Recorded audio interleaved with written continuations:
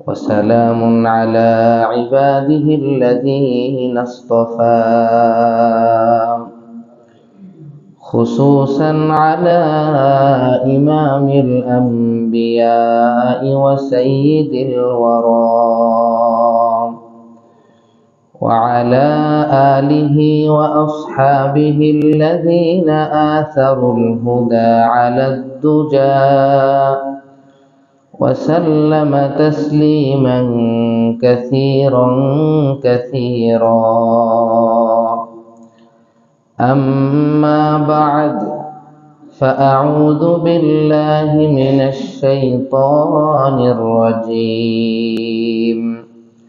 بسم الله الرحمن الرحيم. وإذ ابتلى إبراهيم ربه بكلمات فأتمهن قال إني جاعلك للناس إماما قال ومن ذريتي قال لا ينال عهد الظالمين. آمنت بالله صدق الله مولانا العظيم وصدق رسوله النبي الكريم ونحن على ذلك لمن الشاهدين والشاكرين والحمد لله رب العالمين. আমরা সকলে মুহাব্বতের সাথে দরুদ ইব্রাহিম পাঠ করি।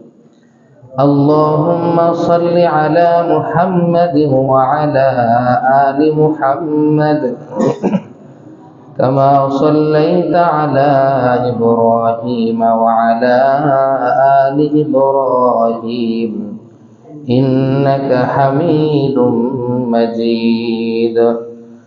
اللهم بارك على محمد وعلى آل محمد كما باركت على إبراهيم وعلى آل إبراهيم إنك حميد مجيد. আলহামদুলিল্লাহ, মহান আল্লাহ রব্বুল আলামিনের দরবারে শুকরিয়া আদায় করি, যিনি আমাদেরকে প্রত্যেক সপ্তাহের ধারাবাহিকতায় আজকেও পবিত্র কোরআনের তাফসিরে বসার তৌফিক দান করেছেন। সেজন্য সকলেই শুকরিয়া আদায় করি, বলি আলহামদুলিল্লাহ। সম্মানিত হাজিরিন, গত সপ্তাহে আমাদের আলোচনা চলছিল সূরাতুল বাকারার 124 নম্বর আয়াতে। 124 নম্বর আয়াতের তাফসির গত সপ্তাহে শেষ করতে পারিনি। এজন্য অবশিষ্ট তাফসির, অবশিষ্ট আলোচনা আজকে শুরু হবে ইনশাআল্লাহ। এই আলোচনাটি বোঝার জন্য এই আয়াতের মধ্যে একটি শব্দ আছে, وَإِذِ ابْتَلَى إِبْرَاهِيمَ رَبُّهُ بِكَلِمَاتٍ। স্মরণ করুন সেই সময়ের কথা যখন ইব্রাহিম আলাইহিস সালামের পরীক্ষা নিয়েছিলেন তার প্রভু বিকালিমাতিন, কয়েকটি কালিমার মাধ্যমে। কয়েকটি কালিমার মাধ্যমে। এই কালিমার অর্থ কি, এই কালিমার দ্বারা উদ্দেশ্য কি, গত সপ্তাহে অনেকগুলো আলোচনা গেছে। আজকে সর্বশেষ যে আলোচনা, এই কালিমার দ্বারা উদ্দেশ্য হলো আল্লাহ রব্বুল আলামিন ইব্রাহিম আলাইহিস সালামকে 10টি জিনিস পবিত্র করার আদেশ করেছিলেন। কয়টি জিনিস? 5টি মাথার মধ্যে আর 5টি শরীরের মধ্যে।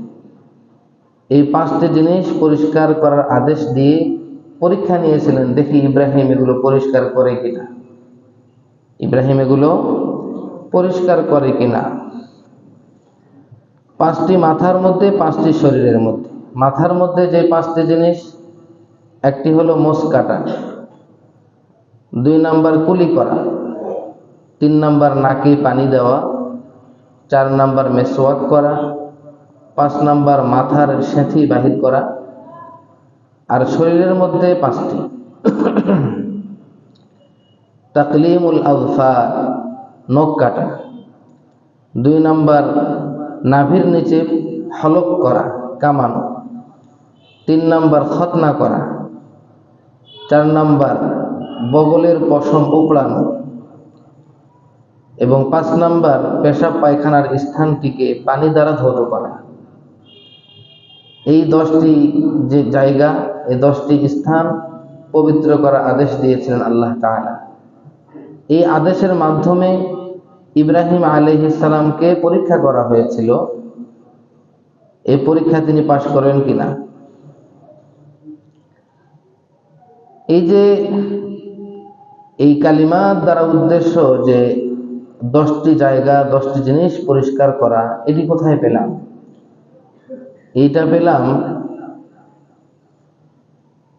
আব্দুর রাজ্জাক, তিনি বর্ণনা করেছেন মা'মার থেকে, তিনি বর্ণনা করেছেন ইবনে তাউস থেকে, তিনি বর্ণনা করেছেন ইবনে আব্বাস থেকে। হযরত আব্দুল্লাহ ইবনে আব্বাস থেকে বর্ণিত, وَإِذِ ابْتَلَى إِبْرَاهِيمَ رَبُّهُ بِكَلِمَاتٍ فَأَتَمَّهُنَّ। স্মরণ করুন সেই সময়ের কথা যখন ইব্রাহিম আলাইহিস সালামের পরীক্ষা করেছিলেন তার প্রভু বিকালিমাতিন, কয়েকটি জিনিসের মাধ্যমে। ফাআতাম্মাহুন, ইব্রাহিম আলাইহিস সালাম এই জিনিসগুলো পরিপূর্ণ করে দিয়েছেন। যে কয়টা জিনিসের আদেশ করা হয়েছিল তিনি পরিপূর্ণ দিয়েছেন। আজকে যেখান থেকে আলোচনা হবে সেটি হলো খতনা করা। আমি গত সপ্তাহে বলেছিলাম যে ইব্রাহিম আলাইহিস সালাম কত কিছুর উদ্ভাবক, কত কিছু শুরু করেছিলেন, ঠিক না? আচ্ছা, আজকে আলোচনা এখান থেকে খতনা করা থেকে আলোচনা। প্রত্যেকটা বিষয়, মোচ কাটা, বগলের চুল উপড়ানো, খতনা করা, এগুলোর প্রয়োজনীয়তা, কেন এগুলো পরিষ্কার করতে হবে, এর কিছু হিকমত এখানে বর্ণনা করবে। প্রথম কথা হলো খতনা করা সম্পর্কে উলামায়ে কেরামের ইখতিলাফ। খতনা করা, খতনা বুঝেন তো, সুন্নত করা। ফাজমহুরুহুম আলা আন্না যালিকা মিন মুআক্কাদাতিস সুনান ওয়া মিন ফিতরাতিল ইসলাম আল্লাতী লা ইয়াসআউ তারকুহা ফির রিজাল। জমহুর উলামায়ে কেরাম, অধিকাংশ উলামায়ে কেরামগণ বলেন যে খতনা করা এটি সুন্নতে মুআক্কাদা। খতনা করা সুন্নাতে মুআক্কাদা। ওয়া মিন ফিতরাতিল ইসলাম, এবং ইসলামের স্বভাবজাত সুন্নাত, ইসলামের স্বভাবজাত বিষয়। মূলত ইসলাম ধর্মটাই স্বভাবজাত ধর্ম। আমাদের জীবনে চলাফেরার মধ্যে ইসলাম। কিভাবে খাবো, এইভাবে সুন্নত অনুযায়ী খাবো। কিভাবে ঘুমাবো, এই সুন্নত অনুযায়ী ঘুমাবো। কিভাবে গোসল করব, এভাবে। কিভাবে পেশাব পায়খানা করব, এভাবে। আমাদেরকে বাড়তি কোনো কিছু দেওয়া হয় নাই। আমাদের স্বভাবজাত সুন্নতের মধ্যেই খতনা করা একটি গুরুত্বপূর্ণ সুন্নাত। লা ইয়াসআউ তারকুহা ফির রিজাল, পুরুষের জন্য এটা ছেড়ে দেওয়া কখনোই সমীচীন নয়। পুরুষ এটা কখনোই ছেড়ে দিতে পারে না, তার জন্য খুব গুরুত্বপূর্ণ বিষয় এটা খতনা করা। ওয়াকালাত তাইফা যালিকা ফারদুন, একদল উলামায়ে কেরামগণ বলেছেন খতনা করা এটি সুন্নতে মুআক্কাদা নয়, বরং ফরজ, বরং ফরজ। তারা যে ফরজ বললেন এটা কিভাবে? আল্লাহ রাব্বুল আলামিন বলেন আনিত্তাবি' মিল্লাতা ইব্রাহিম হানিফা, যে তুমি ইব্রাহিমের মিল্লতকে, ইব্রাহিমের ধর্মকে অনুসরণ করো, যে ছিল আল্লাহর জন্য একনিষ্ঠ। আর ইব্রাহিম আলাইহিস সালাম খতনা করেছিলেন কিনা? ইব্রাহিম আলাইহিস সালাম অবশ্যই খতনা করেছিলেন। সুতরাং ইব্রাহিম যেহেতু খতনা করেছে, সুতরাং তোমার জন্য আবশ্যক হলো এটা তুমিও খতনা করো। وقال قتادة هو الاختتان وإليه مال بعض المالكيين وهو قول الشافعي رحمه الله تعالى। এখানে ইখতিতান খতনা করা সুন্নত না ফরজ, কতাদা তিনি বলেছেন সেটা হলো খতনা করা। কিছু কিছু মালিকি মাযহাবের ইমামরা, ওলামায়ে কেরামরা তারাও খতনা করার আদেশ দিয়েছেন। ইমাম শাফিরও কথা এটাই যে খতনা করা ফরজ। ইমাম শাফিঈ ওয়াস্তাদাল্লা ইবনু সুরাইজ আলা উজুবিহি বিল ইজমা'i আলা তাহরিমিন নাযরি ইলাল আওরা। ইবনে সুরাইজ ইনি একজন আলেম, তিনি ইস্তেদলাল করেছেন যে কাহারো সতরের দিকে দেখা যাবে, কাহারো সতরের দিকে, সতর মানে গোপন জায়গা, কাহারো লজ্জা স্থানের দিকে তাকানো কি হারাম, তাকানো হারাম। যেহেতু লজ্জা স্থানের দিকে তাকানো হারাম, সুতরাং এখান থেকে বোঝা যায় যে খতনা করা ওয়াজিব। খতনা যদি না করে তাহলে তো লজ্জা স্থান ঢাকাই থাকে পুরুষের, ঠিক না? যেহেতু সতরের দিকে তাকানো হারাম, সুতরাং এখান থেকে বোঝা যায় খতনা করা ওয়াজিব, খতনা করা ওয়াজিব। এটি ইবনে সুরাইজ তিনি ইস্তেদলাল করেছেন এই যৌক্তিক ভাবে। وقد احتج بعض أصحابنا بما رواه الحجاج بن أرطات عن أبي المليح عن أبيه عن شداد بن أوس أن رسول الله صلى الله عليه وسلم قال الختان سنة للرجال مكرمة للنساء। শাদ্দাদ বিন আউস রাদিয়াল্লাহু তাআলা আনহু থেকে বর্ণিত, রাসূলুল্লাহ সাল্লাল্লাহু আলাইহি ওয়াসাল্লাম ইরশাদ করেছেন যে খতনা করা পুরুষদের জন্য সুন্নাত আর মহিলাদের জন্য ভালো। পুরুষদের জন্য খতনা করা সুন্নাত আর মহিলাদের জন্য ভালো। তার মানে মহিলাদেরও খতনা করতে হয়, মহিলাদেরও খতনা করতে হয়।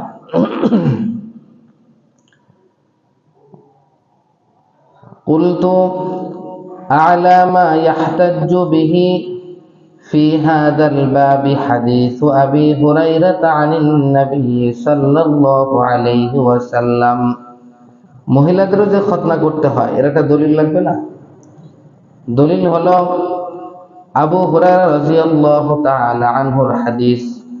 নবীজি সাল্লাল্লাহু আলাইহি ওয়াসাল্লাম থেকে বর্ণনা করেন, আল ফিতরাতু খামসুন, স্বভাবজাত সুন্নাত হলো 5টি, কোন কোন হাদিসে 10টি, তবে 10টি এটাই শুদ্ধ পরিশুদ্ধ। তো ফিতরাতি সুন্নাত হলো 10টি বা 5টি, তার মধ্যে একটি হলো খতনা করা।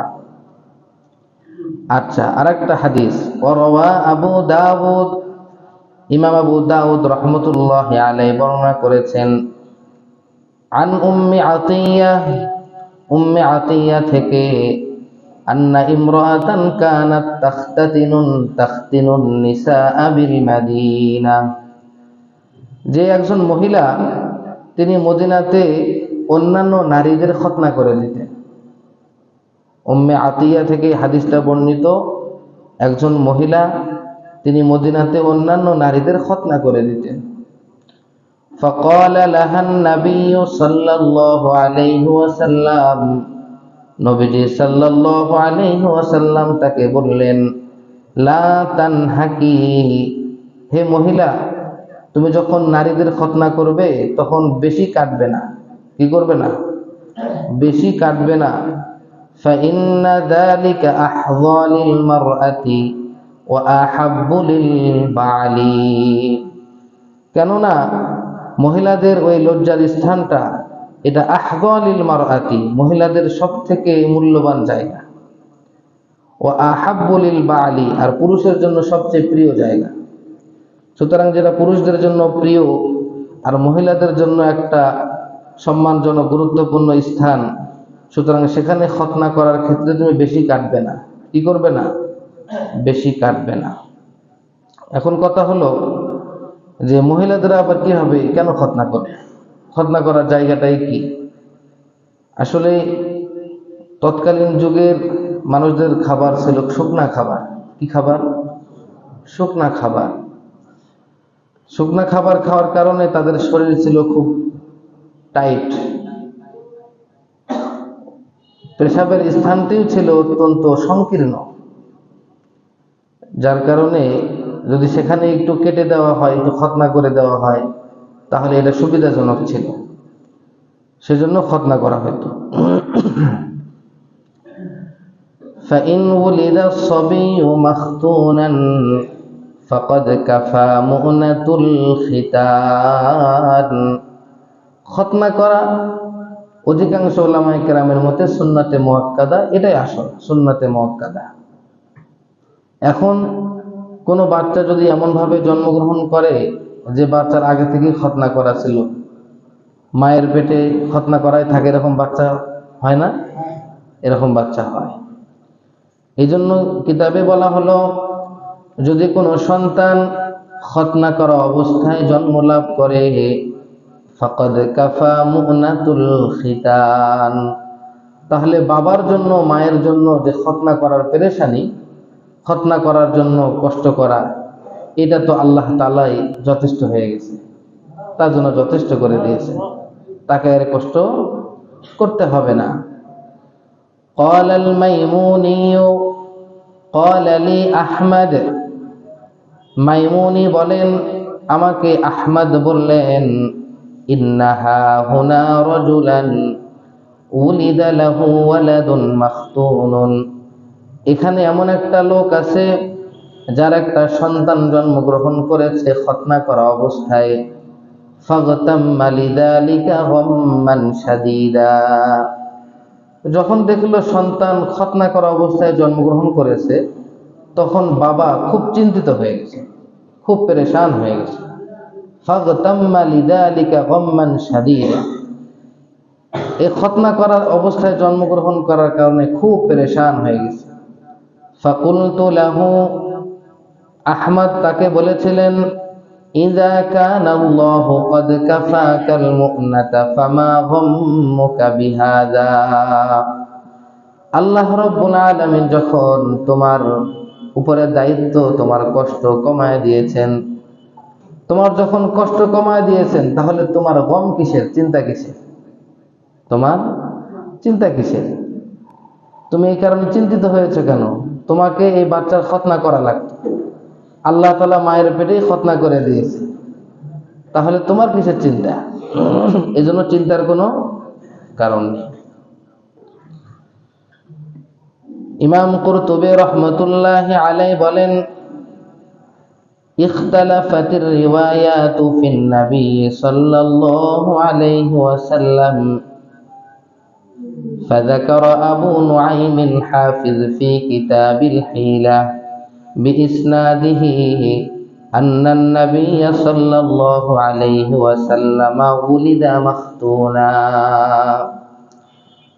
দেখুন, নবীজি সাল্লাল্লাহু আলাইহি ওয়াসাল্লাম সম্পর্কে বিভিন্ন ধরনের মত পাওয়া যায়, যে নবীজি কি খতনা করা অবস্থায় জন্মগ্রহণ করেছেন, নাকি জন্মের পরে নবীজির খতনা করা হয়েছে।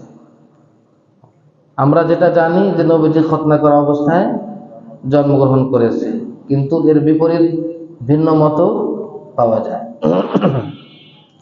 এজন্য এখানে আবু নুআইম হাফেজ তিনি কিতাবুল হিলা, আল হিলা কিতাবে উল্লেখ করেছেন যে নবীজি সাল্লাল্লাহু আলাইহি ওয়াসাল্লাম খতনা করা অবস্থায় জন্ম লাভ করেছেন, খতনা করা অবস্থায় জন্ম লাভ করেছেন। ইবনে আব্বাস থেকে বর্ণিত আছে, আন্না আবদাল মুত্তালিব খতানান নবী সাল্লাল্লাহু আলাইহি ওয়াসাল্লাম ইয়াওমা সাবিহি وجعل له مأدبة وسماه محمدا।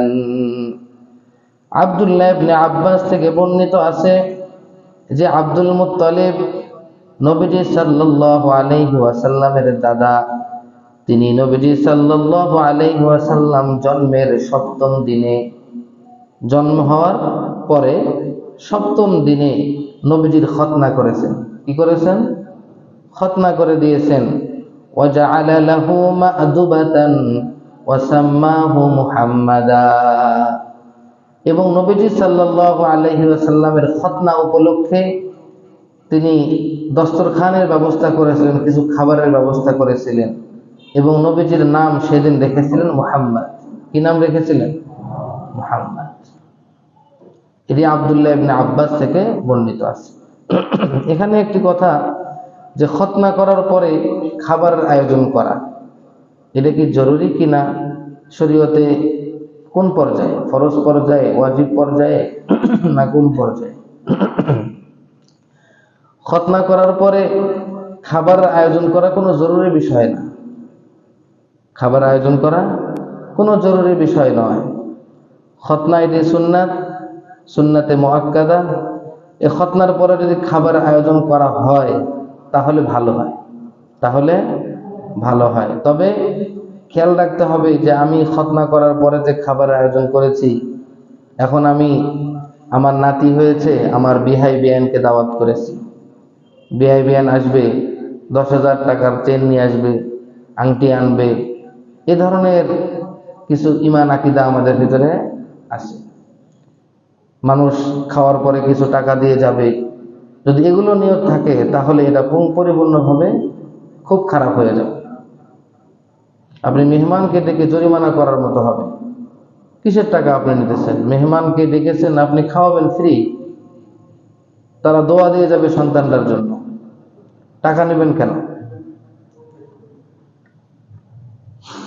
وقد قيل إن النبي صلى الله عليه وسلم ولد مختونا। তবে কেউ কেউ বলেছেন নবীজি সাল্লাল্লাহু আলাইহি ওয়াসাল্লাম খতনা করা অবস্থায় জন্মগ্রহণ করেছেন। তাহলে দুই ধরনের কথাই পাওয়া যায়। নবীজি খতনা করা অবস্থায় জন্ম লাভ করেছেন, অথবা নবীজি জন্ম হওয়ার পরে খতনা করা হয়েছে। দুইটাই কথাই হাদিসে পাওয়া যায়। আমরা কি সিদ্ধান্ত দেব? আমরা তো দেখি নাই। সিদ্ধান্ত দেওয়ার কোনো সিস্টেম আছে, অবকাশ আছে?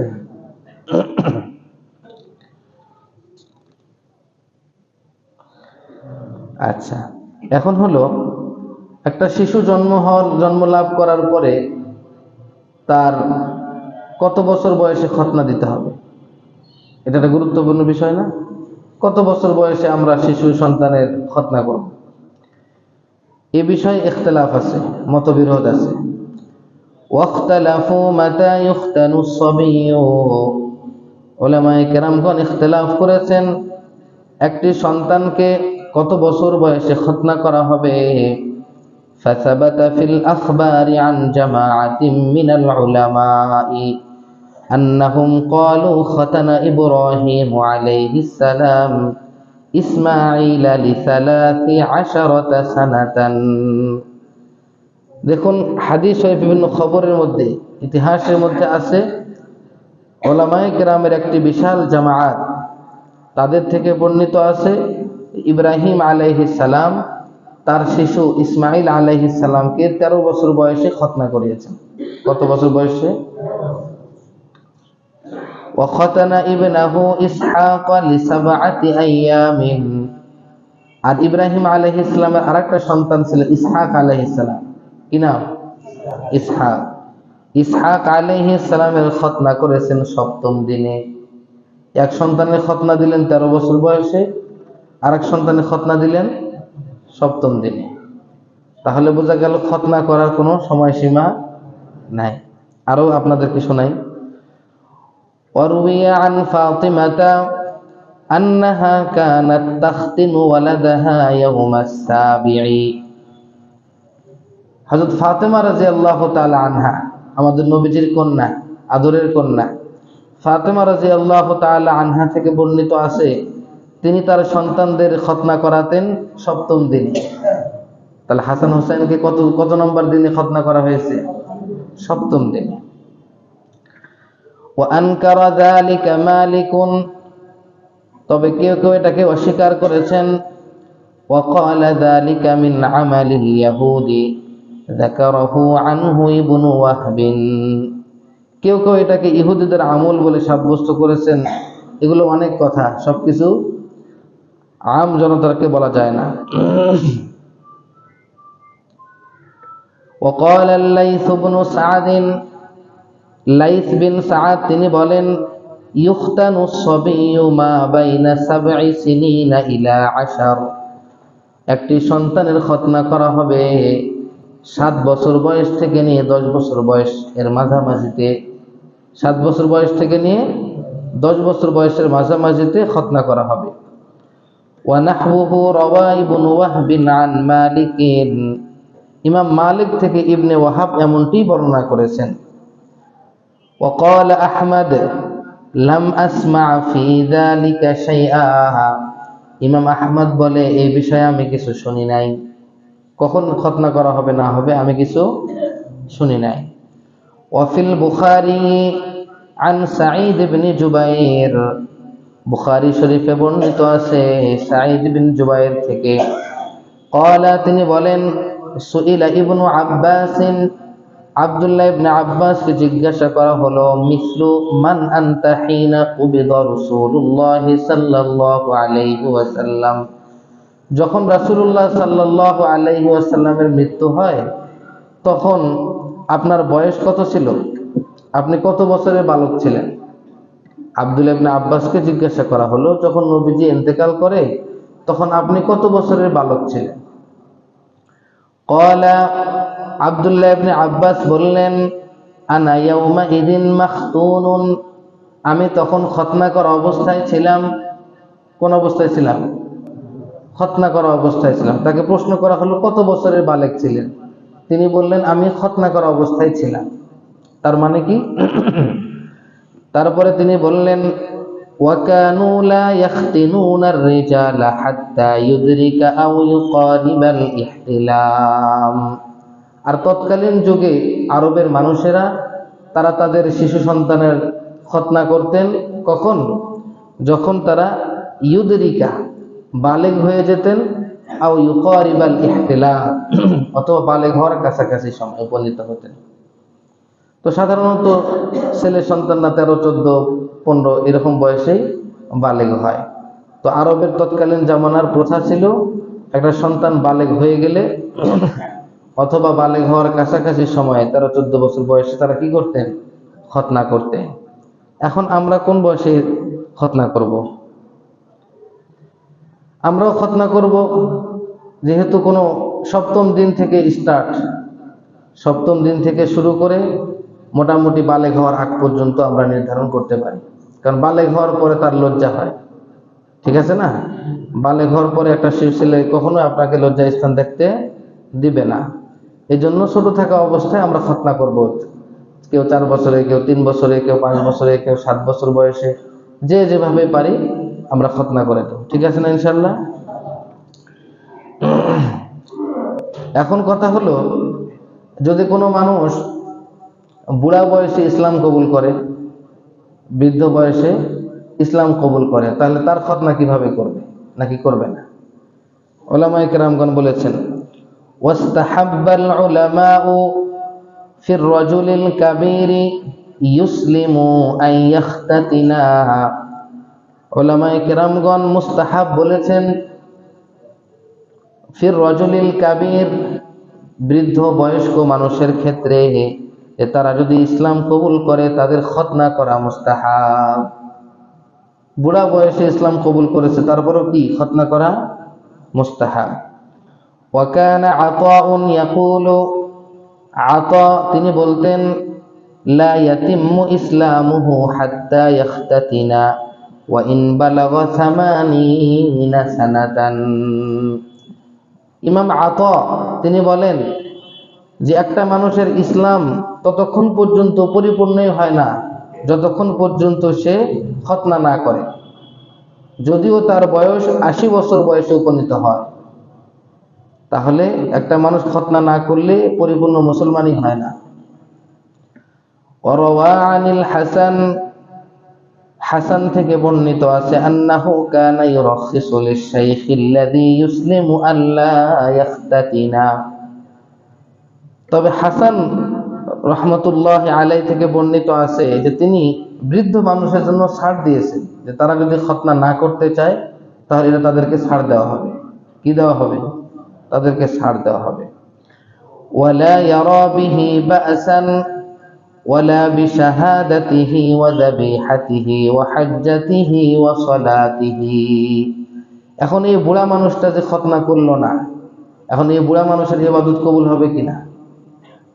এই জন্য এই হাসান থেকে বর্ণিত আছে যেহেতু বৃদ্ধ মানুষকে একটু ছাড় দেওয়া হয়েছে, সুতরাং সে যদি আদালতে কাহারো বিষয়ে সাক্ষী দেয় তাতেও কোনো সমস্যা নাই, সে যদি কুরবানির পশু জবাই করে সেটাতেও কোনো সমস্যা নাই, সে যদি হজ করতে যায় তাতেও কোনো সমস্যা নাই, নামাজ পড়লেও তাতেও কোনো সমস্যা নাই, কারণ তাকে ছাড় দেওয়া হয়েছে।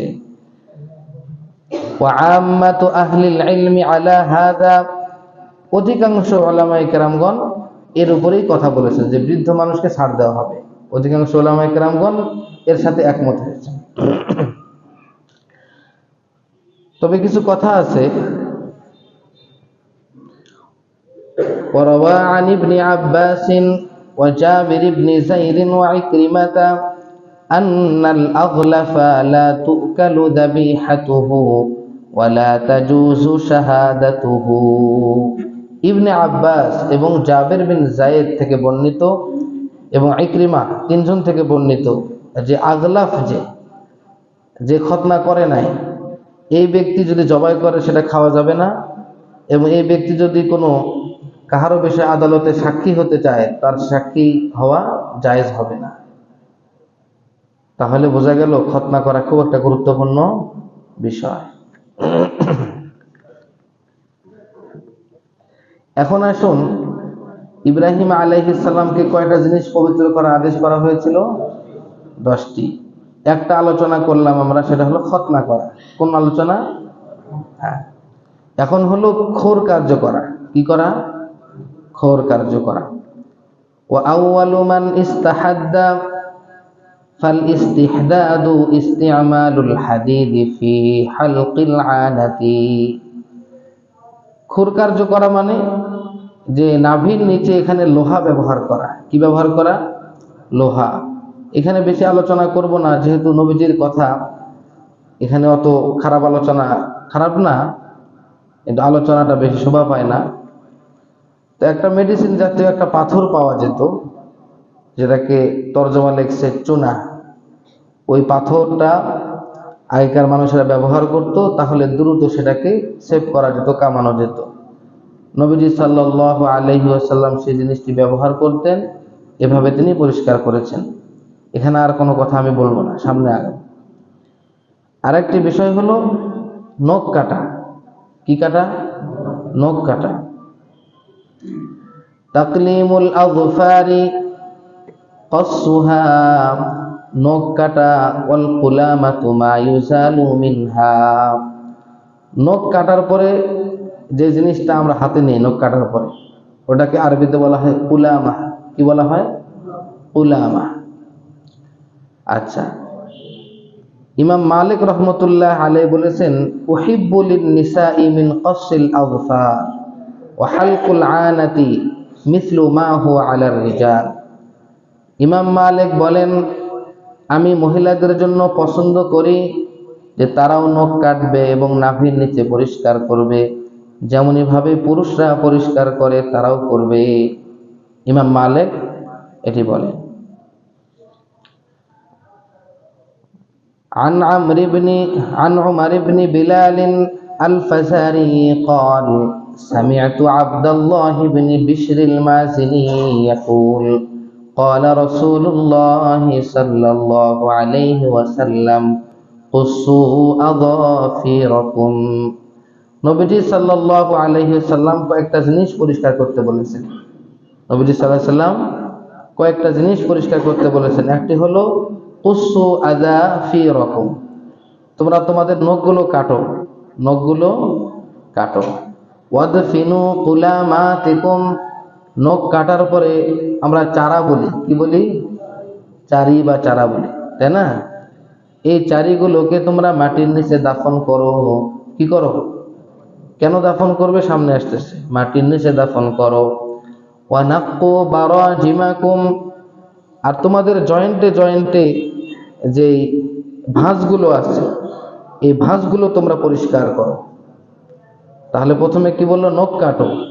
নখ কাটার পরে চারিগুলো তোমরা মাটিতে দাফন করো, আর এই প্রত্যেকটা জয়েন্টের যে আছে ভাঁজ, এই ভাঁজগুলো পরিষ্কার করো। ওয়ানাযিফু লিসাতিকুম মিনাত তাআম, এবং খাবারের যে অংশগুলো মাটিতে লেগে থাকে এগুলো তোমরা পরিষ্কার করো। খিলাল করে না মুরব্বীরা? এটা হাদিসে আছে, যাতে করে দাঁতের ভিতরে কোনো ময়লা না থাকে।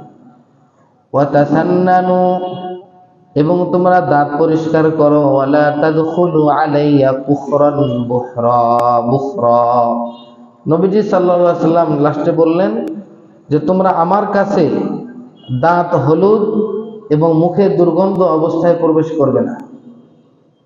লা তাদখুলু আলাইয়া কুফরান বুখরা, দাঁত হলদে হয়েছে, বহুদিন থেকে ব্রাশ করা নাই, মেসওয়াক করা নাই, মুখে দুর্গন্ধ হয়ে গেছে, এই অবস্থায় আমার কাছে তোমরা আসবে না।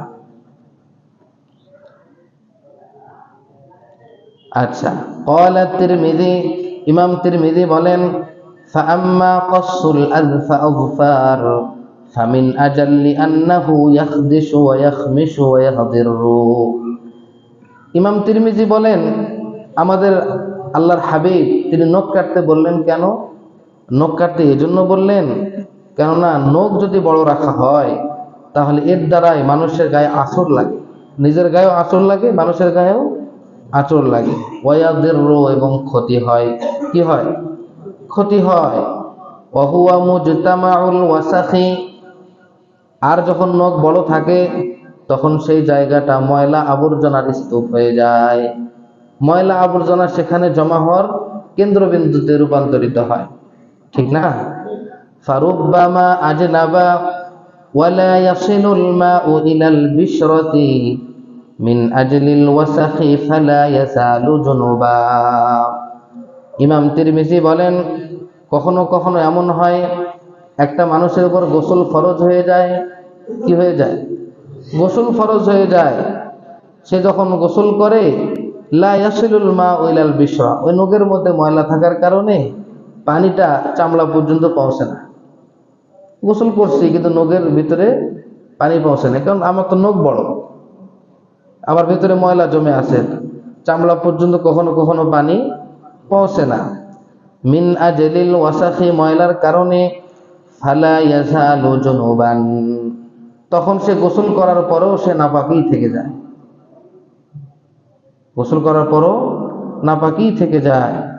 ওয়ামান আজনাবা ফাবাকিয়া মাওযিউ ইবরাতিন মিন জাসাদিহি বা'দাল গুসলি গায়রু মাগসুলিন ফাহুয়া জুনুবুন আলা হালিহি।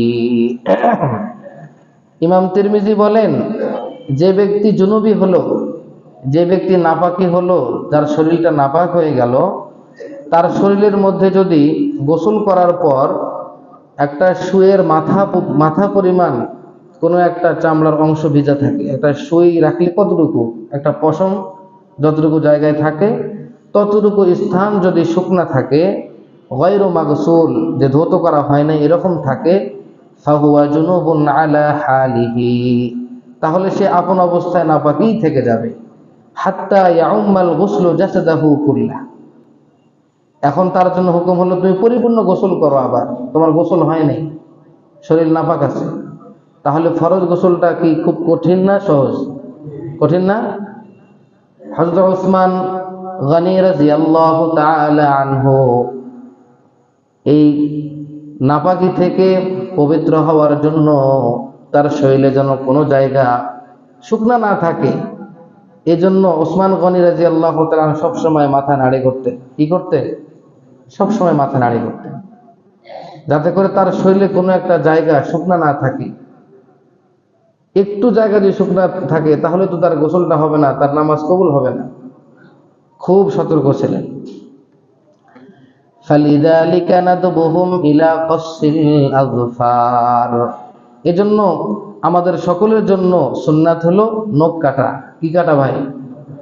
এটা কি ছোট সুন্নত না বড় সুন্নত? কত বড় সুন্নত!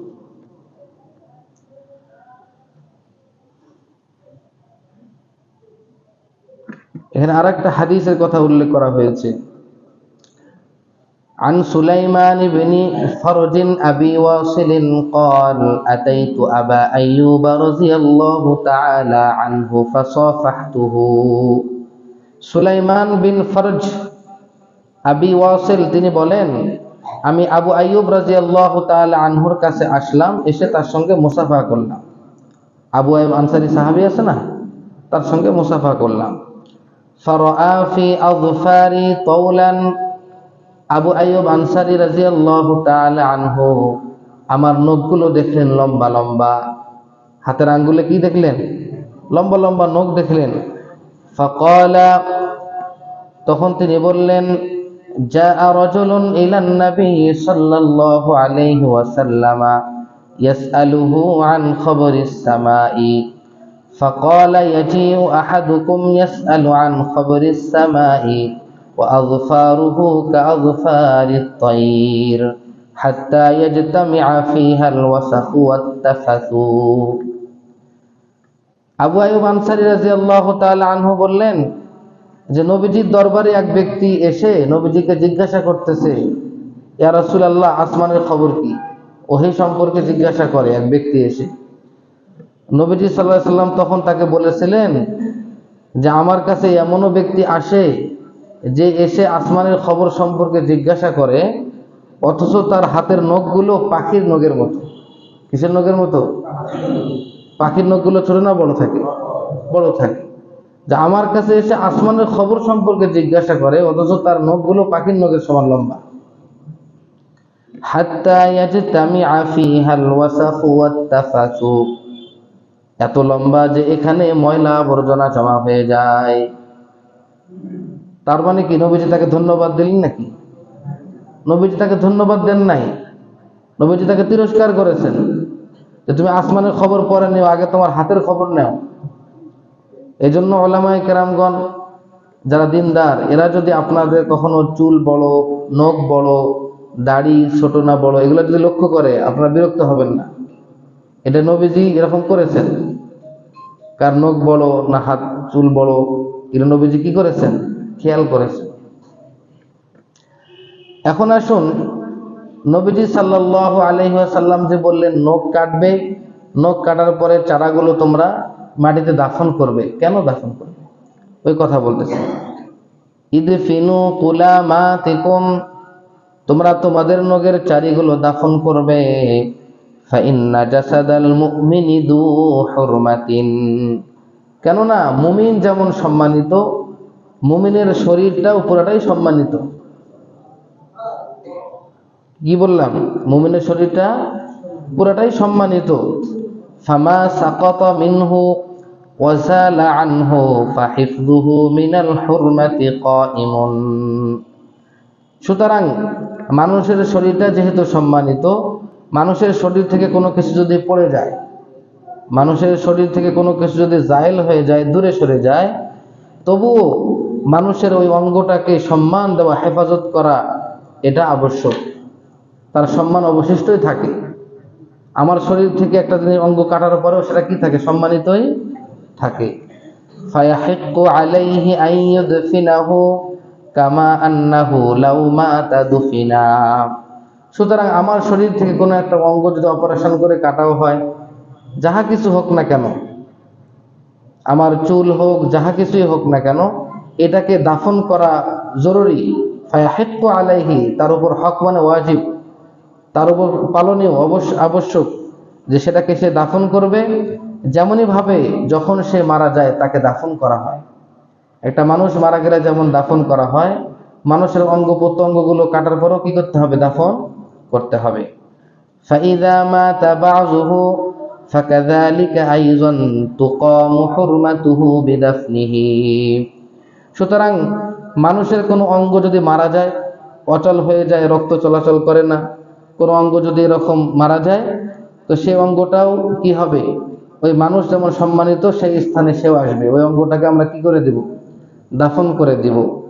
কাইলা ইয়াতাফাররাকু ওয়ালা ইয়াকউ ফিন নারি আও ফি মুযাবিলি কদরাতিন, যাতে করে এই অঙ্গ প্রত্যঙ্গগুলো ছড়িয়ে ছিটিয়ে না যায়, অঙ্গ প্রত্যঙ্গগুলো জমিনে ছড়িয়ে ছিটিয়ে না যায়, এবং কোনো ব্যক্তি যেন এই অঙ্গটাকে আগুনে না ফেলে, এবং এই অঙ্গটাকে যেন ময়লার ডাস্টবিনে না ফেলে দেয়।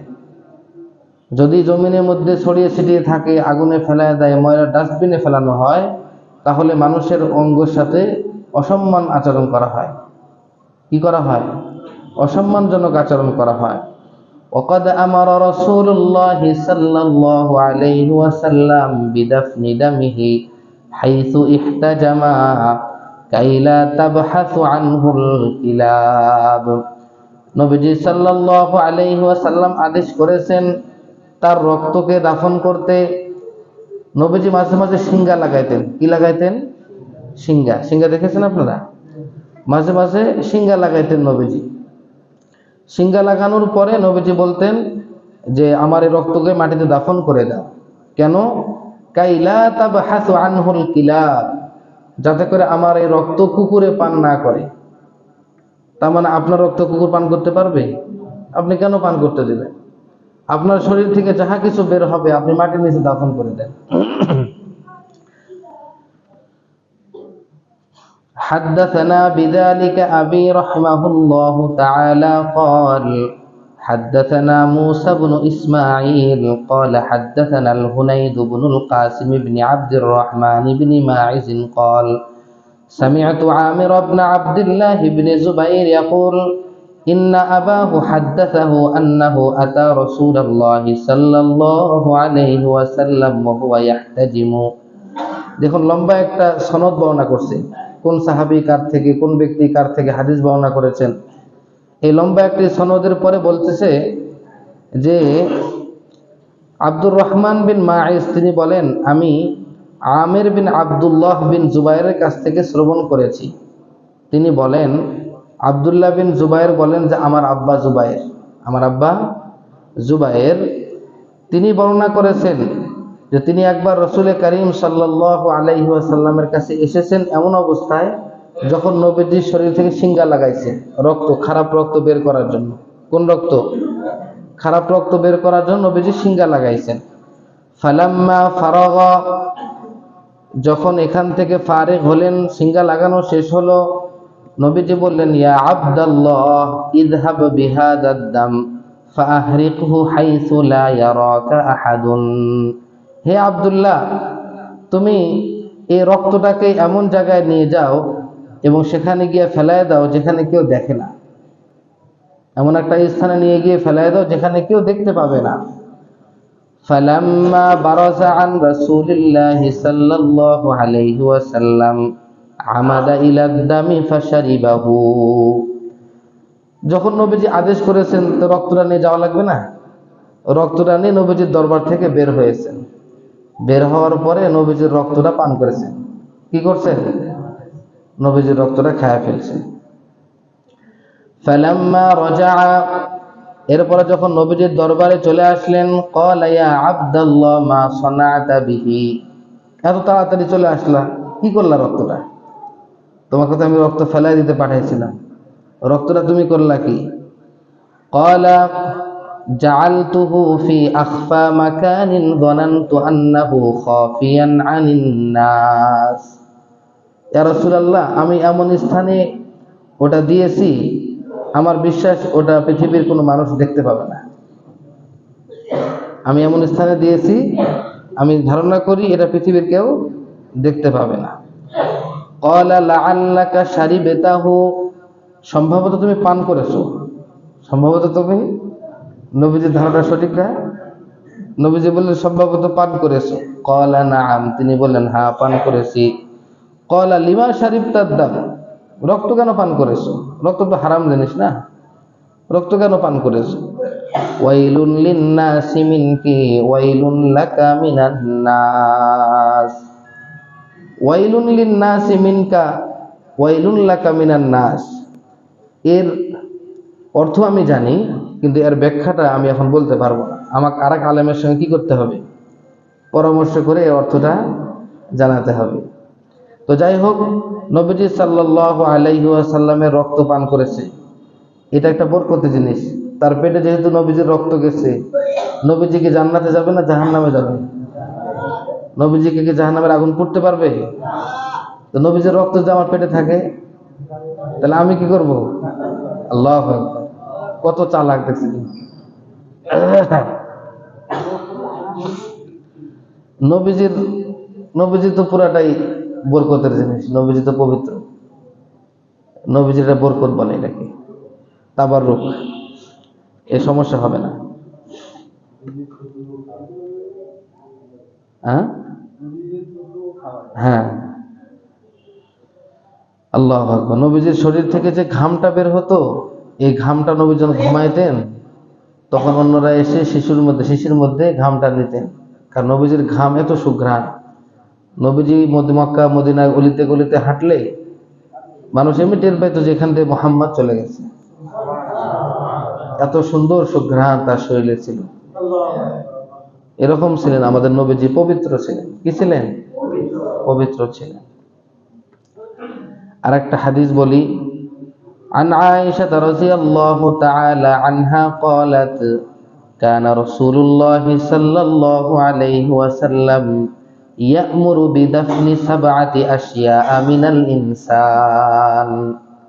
নবীজি সাল্লাল্লাহু আলাইহি ওয়াসাল্লাম মানুষের শরীরের 7টা জিনিস মাটিতে দাফন করতে বলেছেন।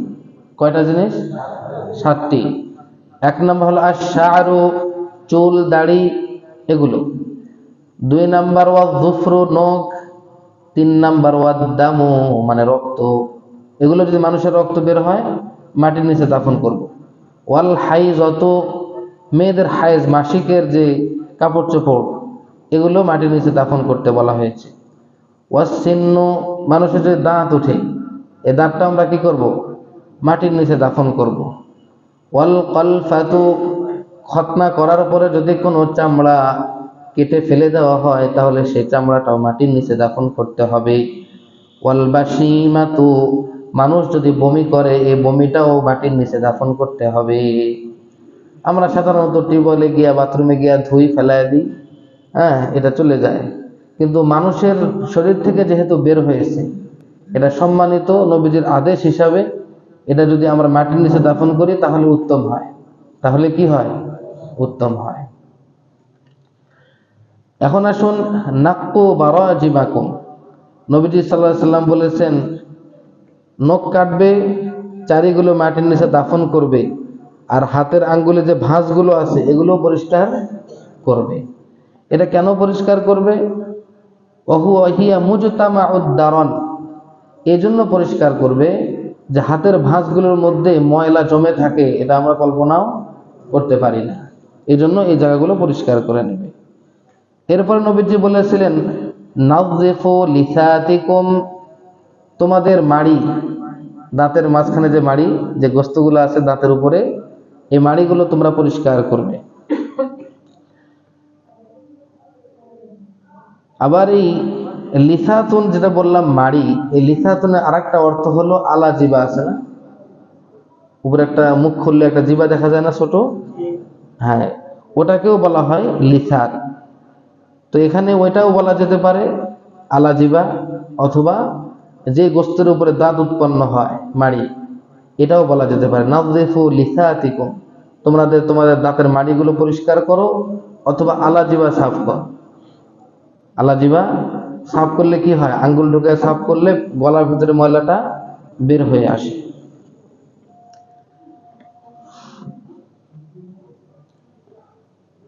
ফাআমারা বিতানযীফিহা, নবীজি এটাকে পরিষ্কার করার আদেশ করেছেন, লিআল্লা ইয়াবকা ফিহা ওয়াদারুত তাআম, যাতে করে এই মাড়িতে কোনো খাবারের টুকরা এখানে অবশিষ্ট না থাকে। যদি অবশিষ্ট থাকে, কোনো খাবার লেগে থাকে, ফাতাতাগায়্যারু আলাইহিন নাকহাতু, তাহলে মুখের যে সুঘ্রাণ, মুখের সুঘ্রাণটা পরিবর্তন হয়ে যাবে। ওয়া তাতানাক্কারুর রাইহাতু, এবং মুখের ঘ্রাণটা খুব খারাপ ঘ্রাণ হয়ে যাবে, দুর্গন্ধ হয়ে যাবে। ওয়াতাআযাল মালাকানি, আর মুখের যখন গন্ধ খারাপ হবে তখন ফেরেশতারা কষ্ট পাবে। ফেরেশতারা কেন কষ্ট পাবে? যেহেতু আমি নামাজ পড়ব, আমার মুখ দিয়ে তেলাওয়াত হবে, আর মুখের মধ্যে দুর্গন্ধ থাকলে ফেরেশতারা কষ্ট পায়। লিআন্নাহু তরিকুল কুরআন, কেননা মুখ হলো কোরআনের রাস্তা, মুখ দিয়ে কোরআন কি হয়? বের হয়। এজন্য মুখটাকে পরিষ্কার রাখতে হবে। ওয়া মাকআদুল মালাকাইনি ইনদা নাবিহি, ফেরেশতারা আমাদের বড় দাঁতের কাছে বসে থাকে। নাবুন, এটাকে বলা হয় সানায়ে উলিয়া, সানায়ে সুফলা, রুবাই আনিয়া। এই লম্বা দাঁতটা আছে না, এটাকে আনিয়াব বলে। এখানে লেখা হয়েছে যে এই বড় দাঁতের কাছে ফেরেশতা বসে থাকে। ওয়ারুইয়া ফিল খবরি ফি কওলিহি তাআলা, এছাড়াও আল্লাহ রাব্বুল আলামিন বলেছেন, মা ইয়ালফিযু মিন কওলিন ইল্লা লাদাইহি রাকীবুন আতীদ, মানুষ যে কোনো কথা উচ্চারণ করুক না কেন তার কাছে একজন পাহারাদার ফেরেশতা নিযুক্ত করা আছে। যে কোনো কথা আপনি বলেন, শুধু কোরআন তেলাওয়াতের সময় ফেরেশতা থাকে তা নয়, মানুষ যে কোনো কথা উচ্চারণ করে ইল্লা লাদাইহি, তবে তার নিকটে বসে থাকে রকিবুন, পাহারাদার, আতীদ, মজবুত।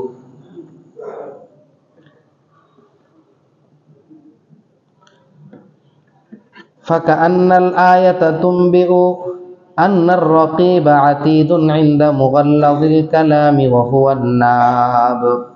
সুতরাং কুরআনুল কারীমের আয়াত থেকে আমরা বুঝতে পারলাম যে আমাদের যখন আমরা কথা বলি তখন আমাদের বড় দাঁতের কাছে কিংবা আমাদের মুখের কাছে একজন মজবুত পাহারাদার ফেরেশতা এখানে থাকে। কোরআনের আয়াত থেকে আমরা বুঝতে পারলাম। এখন নবীজি বলেছিলেন, ওয়াতাসান্নানু, তোমরা দাঁত পরিষ্কার করো। তোমরা কি করো? দাঁত পরিষ্কার করো। দাঁত পরিষ্কার করার হিকমত আমাদেরকে জানতে হবে না। দাঁত পরিষ্কার কেন করব? মুখ সাফ করা, সাফ রাখার জন্য।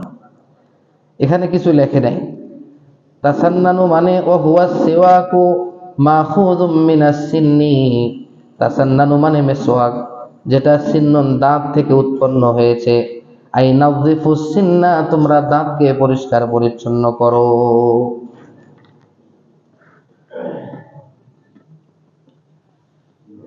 এরপরে নবীজি সাল্লাল্লাহু আলাইহি ওয়াসাল্লামের হাদিসে আছে, ফি কসসিশ শারিব, মোস কাটো। কি করো? মোস কাটো। মোস কাটা সম্পর্কে কি বলা হয়েছে? ওয়া হুয়াল আখযু মিনহু হাত্তা ইয়াবদুয়া তরফুশ শাফাতি ওয়া হুয়াল ইতর। মোস কাটা কাকে বলে? মোস কাটা বলা হয় এই মোসের মধ্যে যা উৎপন্ন হয় এটাকে তোমরা গ্রহণ করবে। কি করবে? এখান থেকে তোমরা নিয়ে নিবে, এমনভাবে নিয়ে নিবে যাতে করে ঠোঁটের কিনারাগুলো স্পষ্ট পরিষ্কার হয়। ঠোঁটের কিনারাগুলো এত ছোট করে কাটতে হবে যাতে করে আমাদের ঠোঁটের কিনারাগুলো দেখা যায়। হাত্তা ইয়াবদুয়া তরফুশ শাফাতি, যাতে করে ঠোঁটের কিনারাগুলো জহের হয়, পরিষ্কার দেখা যায়। ওয়ালা ইয়াজুজহু ফায়ামাসসালা নাফসাহু, তবে এই ঠোঁট, এই মোসকে তোমরা কামাবে না। কি করবে না? ব্লেড দিয়ে অনেকে কামায় না, যদি কামাবে না। যদি কামায় তাহলে সে নিজে নিজের অঙ্গকে কি করে দিল? কেটে ফেললো, নিজের অঙ্গকে কেটে ফেললো। এজন্য মোসকে কাটার কথা বলা হয়েছে, কামার কথা বলা হয় না। কেউ কেউ আবার কামার কথাও বলেছেন, আপনারা শুনতে পাবেন। আচ্ছা, যাকারা ইবনু আব্দুল হাকিম, ইবনে আব্দুল হাকিম তিনি মালিক থেকে আলোচনা করেন যে ওয়া আরা আইয়া ইউআদ্দিবা মিন হালকি শারিবিহি, ওয়া আরা আই ইউআদ্দিবা মিন হালকি শারিবিহি, যা আমার মনে চায় যে ব্যক্তি মোস সেভ করে কামায় ব্লেড দিয়া, তাকে আমি আদব শিক্ষা দিই যে এভাবে মোস কাটতে হয় না। মোসকে তুমি কাটবা, মোসকে সেভ করবা না। কি করবা না? সেভ করবে না। ওনার মন চায় যে তাকে আদব দেওয়া হোক, তাকে শিক্ষা দেওয়া হোক কিভাবে মোস কাটতে হয়।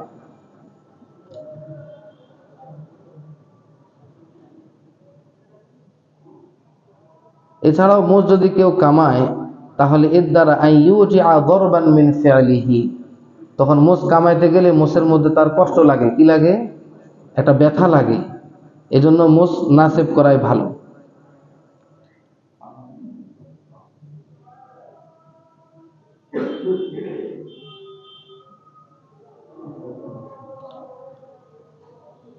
আচ্ছা, আমি আরেক জায়গা থেকে বলি, এগুলো পেঁয়াজের কথা। পরিষ্কার কথা হলো,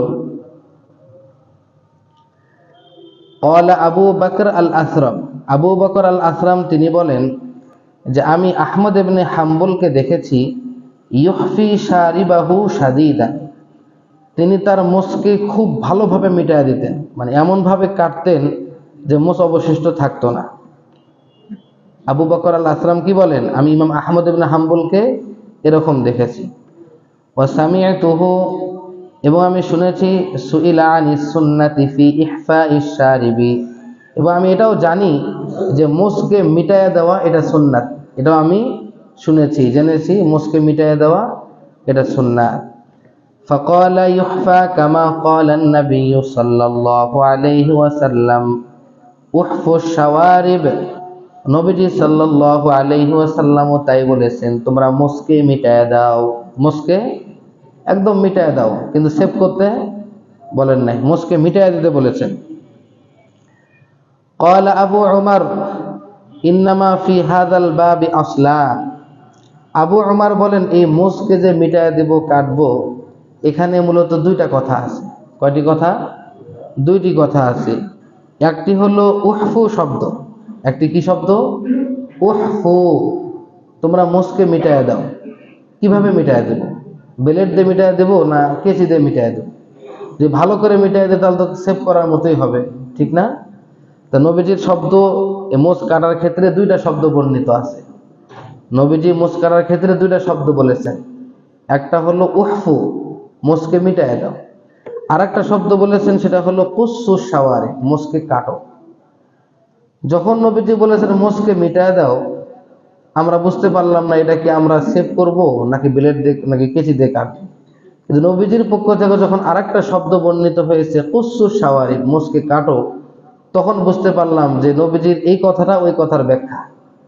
মোষকে যে মিটায় দেব, কিভাবে কিভাবে মিটায় দেব, নবীজির আরেক হাদিসে আছে কুসসু শাওয়ারি, মোষকে কাটো। সুতরাং যেই কথাটা অস্পষ্ট এটাকে আমরা নবীজির স্পষ্ট কথার মাধ্যমে ব্যাখ্যা করব। কি করব?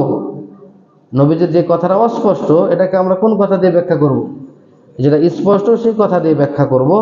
সুতরাং নবীজি বলেছেন কসসু শাওয়ারিব, তোমরা মোষকে কাটো, সুতরাং মোষকে কাটতে হবে। কি করতে হবে? মোষকে কাটতে হবে। ওয়া হুয়া আমালু আহলিল মদিনা, এবং মোষ কাটা এটা আহলে মদিনার আমল, যারা মদিনাবাসী ছিলেন তারা মোষকে কাটতেন। ওয়া হুয়া আউলা মা কিলা বিহি ফি হাযাল বাব, আর মোষ সেভ করা এবং কাটার মধ্যে উত্তম হলো মোষকে কাটা। মোষকে কি উত্তম কোনটা? এই অধ্যায়ের মধ্যে মোষ কাটাই উত্তম। عن ابن عباس رضي الله تعالى عنه قال كان رسول الله صلى الله عليه وسلم يقص من شاربه, তিরমিজি শরীফে বর্ণিত আছে নবীজি সাল্লাল্লাহু আলাইহি ওয়াসাল্লাম নিজে মোষ কাটতেন। তিরমিজি শরীফে কি আছে? নবীজি নিজেই মোষ কাটতেন। ইয়াকুসু মিন শারিবিহি, মোষ তিনি কাটতেন। এবং নবীজি এই কথা বলতেন, ওয়া ইয়াকুলু, এবং বলতেন, ইন্না ইব্রাহিমা খলিলার রহমান কানা ইয়াফআলুহু, মোষ কাটতেন আর বলতেন যে ইব্রাহিম খলিলুল্লাহ তিনিও এরকম করে মোষ কাটতেন। তাহলে মোষের ক্ষেত্রে কামানো উত্তম না কাটা উত্তম? কাটা উত্তম। আমাদের নবীজিও কেটেছেন, ইব্রাহিম আলাইহিস সালামও মোষ কেটেছেন। وخرج مسلم عن أبي هريرة عن النبي صلى الله عليه وسلم, এছাড়াও আবু হুরায়রা থেকে মুসলিম শরীফে যে হাদিসটা আছে যে আমাদের স্বভাবজাত 10টা সুন্নত হাদিস আছে না? স্বভাবজাত কয়টা সুন্নত? 10টা। ওই 10টা সুন্নতের যে লিস্টটা আছে, তালিকা, ওই তালিকার মধ্যেও কসসু শাওয়ারিব আছে। কি আছে? মোষ কাটার কথা বলা হয়েছে। দেখুন আমি বলি, আল ফিতরাতু খামসুন, আল ইখতিতানু ওয়াল ইস্তিহদাদু ওয়া কসসুশ শারিব। কি আছে? মোষকে কসসুন বলা হয়েছে, কাটতে বলা হয়েছে। সুতরাং মুসলিম শরীফের হাদিসেও কাটার কথা আছে, আর নবীজি নিজেও কাটতেন। আচ্ছা, অপরদিকে আছে আন ইবনে উমর রাদিয়াল্লাহু তাআলা আনহু قال قال رسول الله صلى الله عليه وسلم خالف المشركين احفوا الشوارب واوفوا اللحى তোমরা মুসকে মিটায় দাও এবং দাড়িকে বৃদ্ধি করো, ছেড়ে দাও, দাড়িকে কি করো, ছেড়িয়ে দাও। ওয়াল আআজিমু ইয়াকুসুনা লিহামাহুম, নবীজির যুগে যারা অনারব ছিলেন, আরব দেশের মানুষ না, অনারব, তারা তাদের দাড়ি কাটতেন। ওয়াইওয়াফিরুনা শাওয়ারিবাহুম, তাদের মুসকে তারা লম্বা করতেন। আও ইউয়াফিরুনাহুমা মাআন, অনারবীরা আবার কেউ কেউ মুসও লম্বা করতেন, দাড়িও লম্বা করতেন। তারা নবীর যুগে যারা অনারবী, আমরা যারা অনারবী ছিলাম, আমরা তো আরবী না, আরবী মানুষ মুস লম্বা করতো, দাড়ি কাটতো, আবার কেউ কেউ মুসও লম্বা করতো, দাড়িও লম্বা করতো। তো যাই হোক, এই যে জিনিসটা করতো যে অনারবীরা, কিতাবে লেখা হয়েছে ওয়াযালিকা আকসুল জামালি ওয়ান নাযাফা, যদি কেউ মুস লম্বা করে দাড়ি খাটো করে বা উভয়টা লম্বা করে, তাহলে এটা সৌন্দর্যের পরিপন্থী হয়, পবিত্রতারও পরিপন্থী হয়। এজন্য আমরা সৌন্দর্যেরও পরিপন্থী করব না, পবিত্রতারও কি করব না, পরিপন্থী করব না। আচ্ছা,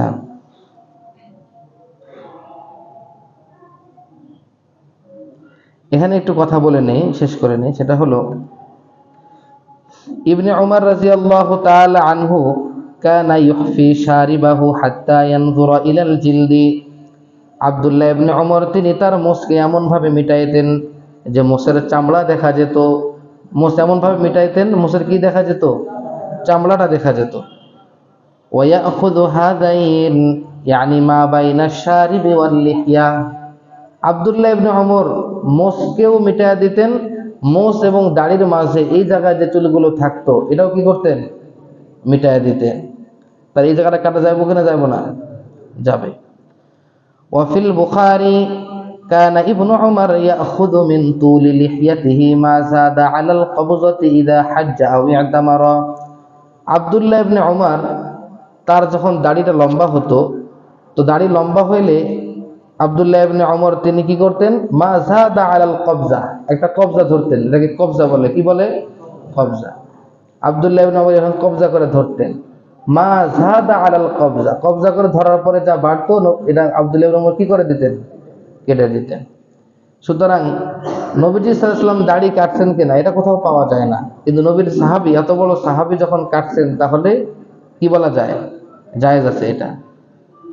আচ্ছা, وروى الترمذي عن عبد الله بن عمرو بن العاص أن رسول الله صلى الله عليه وسلم كان يأخذ من لحيته من عرضها وطولها, তবে আব্দুল্লাহ বিন আমর ইবনুল আস রাদিয়াল্লাহু তাআলা আনহু থেকে বর্ণিত আছে, নবীজি নিজেও তার দাড়ির লম্বা এবং চওড়া দুই দিক থেকেই এরকম কবজা করে ধরে কেটে দিতেন। এই হাদিসটা কার থেকে বর্ণিত, আব্দুল্লাহ বিন আমর ইবনুল আস রাদিয়াল্লাহু তাআলা আনহু। আপনারা দলিল মনে রাখেন, এটা তাফসিরে কুরতুবির 1 নম্বর খণ্ড 517 নম্বর পৃষ্ঠা। নবীজি এক মুষ্টি দাড়ি হওয়ার পরে যে কাটছেন, আহলে হাদিসটা যেভাবে লম্বা রাখে, যদি বলে যে এটা কোথাও পাওয়া যায় না, তো বলবেন তাফসিরে কুরতুবিতে আছে। কোথায় আছে, আব্দুল্লাহ ইবনে উমরও কাটছেন, আমার নবীজিও কাটছেন বলে প্রমাণিত আছে। আচ্ছা, আমি আর সামনে না আগাইলাম। আল্লাহ রাব্বুল আলামিন যতটুকু আলোচনা করলাম, আল্লাহ তাআলা এই আলোচনাগুলো বুঝে আমল করার তৌফিক দান করুন।